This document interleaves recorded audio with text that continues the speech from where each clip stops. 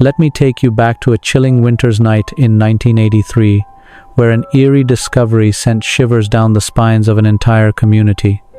This is not just another ghost story, it's a tale rooted in reality, one that blurs the line between fact and fiction.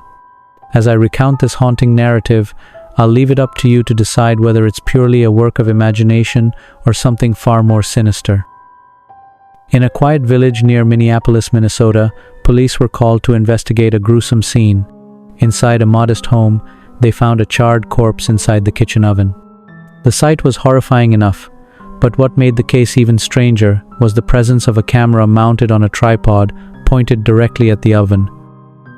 It seemed as though someone or something wanted to document the macabre event. But here's the twist. When investigators checked the camera, there was no tape inside.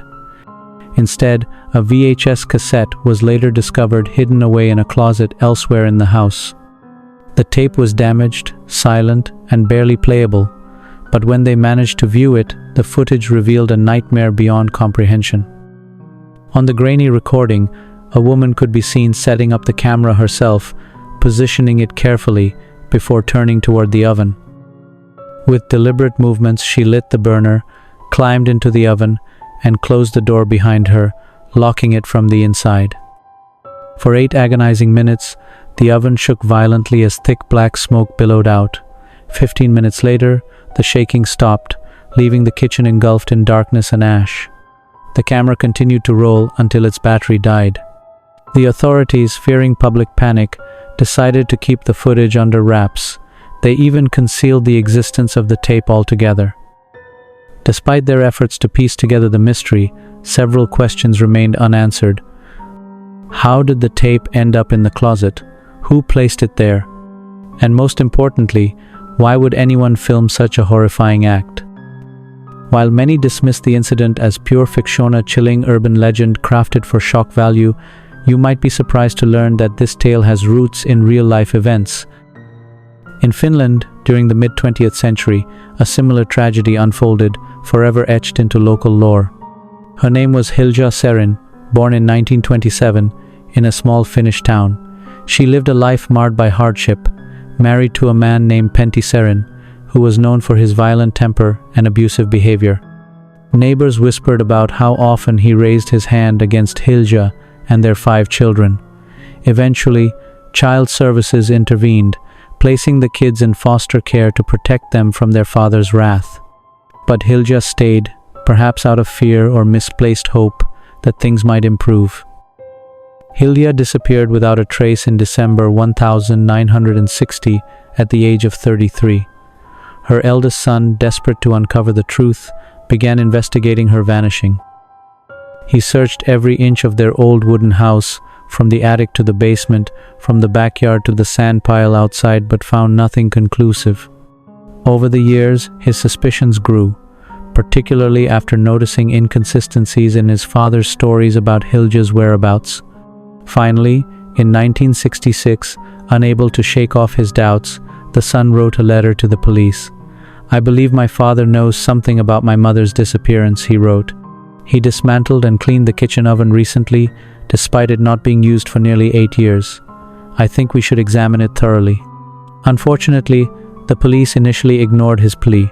Frustrated, the son took matters into his own hands, writing to Ilama magazine in 1967 to accuse his father of murder. Still, nothing came of it.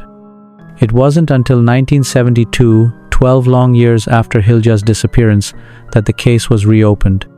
Detectives revisited the family home, focusing their attention on the oven, the very appliance the son had insisted upon examining. What they uncovered was chilling.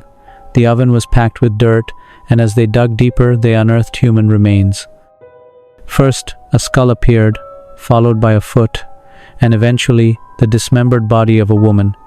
DNA testing confirmed it was Hilja Serin. Confronted with the evidence, Pentti maintained his innocence. However, the circumstantial proof painted a damning picture. Yet, due to the passage of time and lack of definitive evidence regarding intent, the court struggled to convict him of premeditated murder. Initially sentenced to 8 years in prison, the ruling was overturned by the Supreme Court within a year, citing insufficient evidence to determine the exact cause of death. Pentti returned to live alone in the same house, isolated and haunted by suspicion. On the 1st of August, 1986, he passed away quietly, taking whatever secrets he harbored to the grave. Driven to despair by years of abuse, have chosen a horrific fate for herself, leaving behind a cryptic message through the staged setup of the camera?